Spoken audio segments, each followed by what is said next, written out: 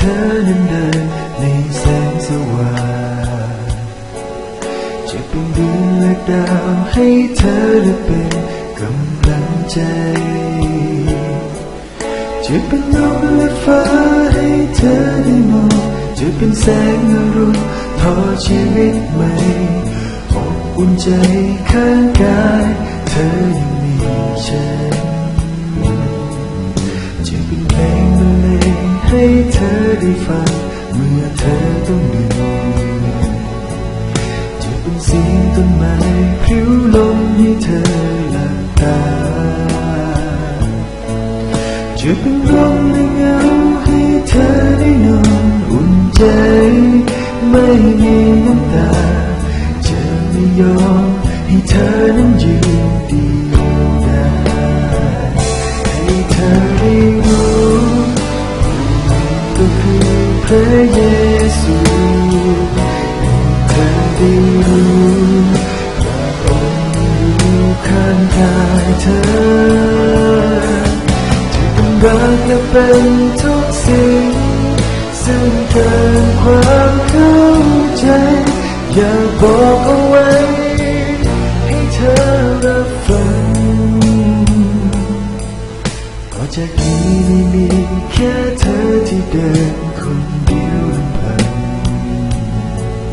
มีความหวังแค่เพียงขอเธอเดินตามพระวิญญาณเพราะพระองค์ผู้เดียวที่ยอมเข้าใจสุขทุกข์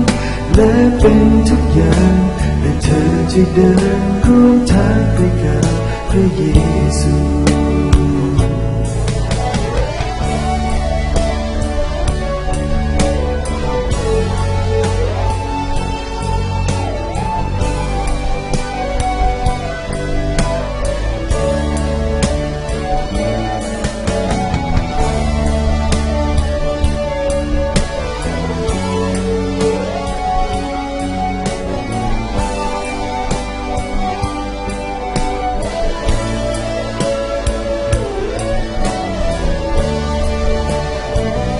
ให้เธอได้รู้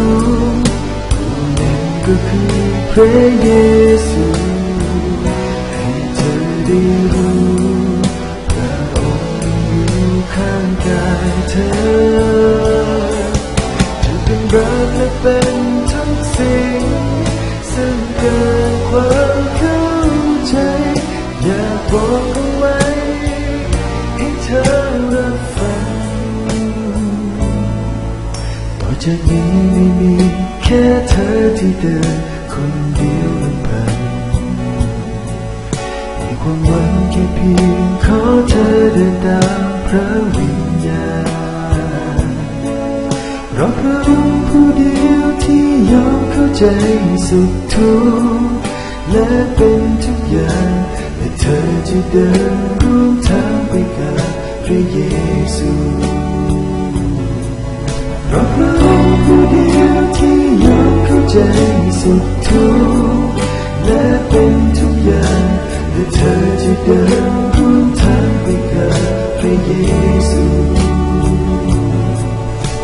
และเราจะเดินร่วมทางไปกับพระเย